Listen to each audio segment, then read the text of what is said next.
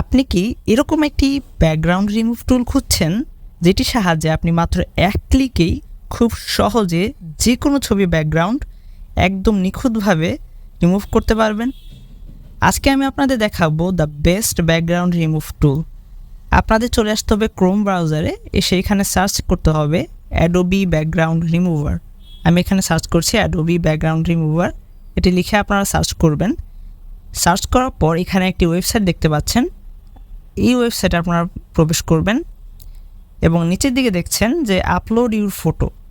এই একটি ক্লিক করার মাধ্যমে কিন্তু আপনি আপনার যে কোনো ছবি ব্যাকগ্রাউন্ড খুব ইজিলি রিমুভ করতে পারবেন। তো আমি এখানে আপলোড ইউর ফটোতে ক্লিক করব এবং গ্যালারি থেকে আমি এই ছবিটি সিলেক্ট করব, আমাদের অলরাউন্ডার সাকিব আল হাসানের ছবিটি। এখন আপনারা দেখতে পাচ্ছেন ডান একটি অপশন রয়েছে, এখানে ক্লিক করে দেব। সিলেক্ট করার পর ডান লিখে ক্লিক করে দেওয়ার পর আমাদের ছবিটি কিন্তু ব্যাকগ্রাউন্ড রিমুভ হওয়া শুরু হয়ে গেছে এবং এটা কিন্তু কিছুটা সময় নেয়। সময় নেওয়া সত্ত্বেও কিন্তু এটার ব্যাকগ্রাউন্ড খুব ইজিলি রিমুভ হয় এবং খুবই ফ্লোলেসভাবে নিখুঁতভাবে রিমুভ হয়। তো দেখতে পাচ্ছেন ব্যাকগ্রাউন্ডটি রিমুভ হচ্ছে, আমরা কিছুক্ষণ অপেক্ষা করব এবং দেখতে পাচ্ছেন যে ব্যাকগ্রাউন্ডটি কিন্তু অলরেডি রিমুভ হয়ে গেছে এবং কতটা সুন্দরভাবে আসলে ব্যাকগ্রাউন্ডটি রিমুভ হয়েছে আপনারা নিজেরাই দেখতে পাচ্ছেন।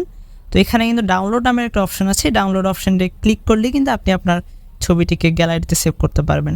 তো এইভাবে খুব সহজেই খুব ইজিলি আপনারা এই টুলটি ব্যবহার করতে পারবেন এবং এই অ্যাডোবি ব্যাকগ্রাউন্ড রিমুভ টুলটি কিন্তু সম্পূর্ণ ফ্রি এবং দ্য বেস্ট ব্যাকগ্রাউন্ড রিমুভ টুল, যেটা আসলে ফ্রিতে এত ভালো রেজাল্ট দিচ্ছে তা সত্যি মানে প্রশংসনীয় আর কি।